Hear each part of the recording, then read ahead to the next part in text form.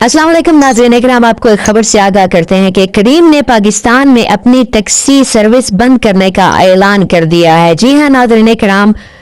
करीम ने अपनी taxi service बंद करने का ऐलान कर दिया। मुत्तहिदा अरब अमारात से ताल्लुक़ रखने वाली ऑनलाइन टैक्सी सर्विस ने ऐलान किया है कि 18 जुलाई 2025 से पाकिस्तान में करीम की राइड हेलिंग सर्विस बंद कर दी जाएगी, जिसके साथ ही कंपनी अपनी बड़ी मार्केट में से एक करार दिए जाने वाले पाकिस्तान में सालों पर मुहित अपना सफर इख्तिताम पजीर कर रही है। कंपनी के मुताबिक सार्फिन को जल्द ही करीम वॉलेट से रकम निकालने का तरीकाकार मुहैया किया जाएगा, जबकि सार्फिन की सहूलत के लिए करीम केयर सर्विस 18 सितंबर 2025 तक फाल रहेगी, ताकि किसी भी किस्म की शिकायत या मसले को हल किया जा सके। करीम को पाकिस्तान के मुश्किल माशी माहौल में सरमायाकारी के लिए दरकार वसाइल के हसूल में मुश्किलात का सामना करना पड़ रहा था,